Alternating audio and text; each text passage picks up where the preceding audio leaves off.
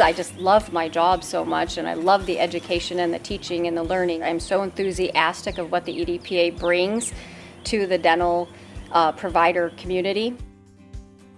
The need and benefit of certified equine dental providers brought to you by the Equine Dental Providers of America.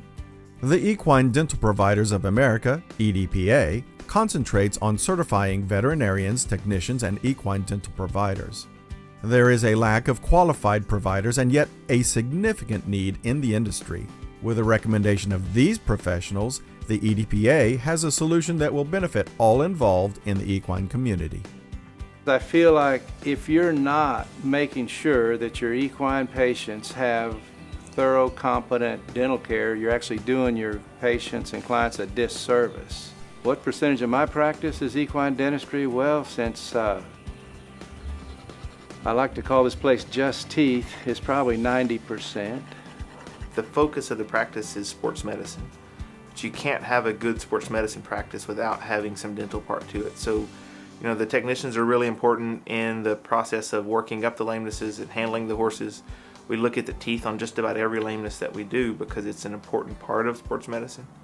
Equine dentistry in our practice falls mostly in the wellness section, and I'm going to say that overall we're about 10 to 15% of our practice is going to be dentistry. It also falls into our referral practice as well, because many of the dental issues that we are faced with are not the simple issues. There is a need in the equine veterinary industry that is not being filled. In the state of Texas, there's 3 to 5 veterinary technician colleges. Some are online, some are brick and mortar, and their focus has been primarily small animal. It's been a challenge to find a lot of equine people.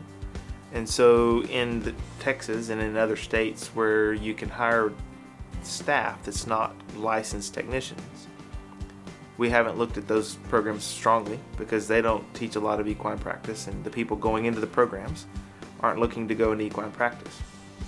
I think as those programs start to incorporate more of the equine side, having them be duly credited, where they come out as a licensed veterinary technician, they come out with ability in Texas to get an EDP license, would be tremendously useful, both from what they're able to do in the practice, the degree of supervision that they would need in the practice, and then just what they can bring to the table.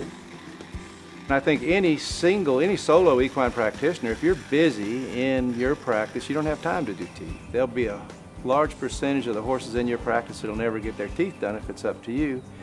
But even a solo practitioner should have a licensed provider coming to their clinic weekly or monthly to take up the slack. And I think any two-man equine practice could easily afford to have their own full-time equine dental provider working in their practice.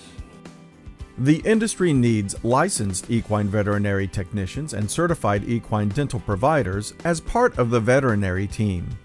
It's not just floating, it's not just some rasp and some hand tools. There's a lot more to it, and that there is some risk to the horse and some danger to the horse and risk to the public, and it requires somebody to be knowledgeable about what they're doing. But there's also a route that you can bring in some people that aren't 4 years doctors of veterinary medicine to help with the need in that. And so it's really important that we have people that know what we're talking about in dentistry, both from the standpoint of, hey, this horse may have a dental problem. So in a lameness, we may get really focused on one aspect of it. The technicians are really, really helpful in keeping it focused on the whole horse. And I saw the long-range future of the equine dental technician as to being a critical part of every practice. And having done it for, I guess, almost 30 years myself, I can help her. I know exactly what she's doing all the time. I know what she needs. I know what will make her part of the job easier. My favorite part of my job is to come here and be this part of this team, and it has been the best part of my career so far. Mr. Mitz and I have developed a team approach to dealing with the complex dental problems that are dental challenges, if you will, that we see every day. By raising the standard of care, it raises the care that we can provide these horses, and we provide a better situation for every horse that comes through the door. The EDPA has a solution. Through apprenticeships, workshops, continuing education programs, and certification testing, equine dental providers have a path for success. What sort of materials available to technical staff that want to further their education in dentistry? And there's really not a lot currently.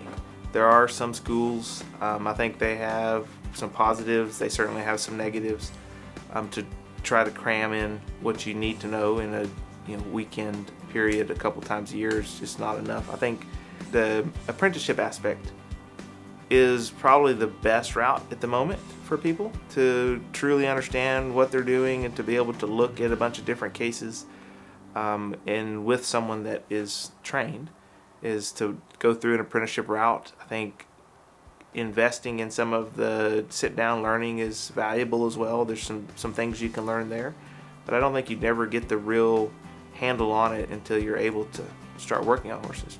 When I talk to people that want to get certified or want to increase their experience in the equine dental profession, mine basically says get your basic knowledge, and then I try and refer them out to apprenticeships.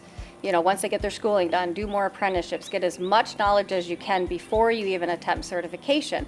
Because even if you go to the school, a lot of people think, oh, I went to school for a few weeks and then I can go ahead and just get certified. Well, that's not generally the case. They don't have enough hands-on experience or qualifications yet just to see everything that you would see on a general daily basis. And the EDPA is a great route for them to go. It's the apprenticeship route I think is appropriate and helpful.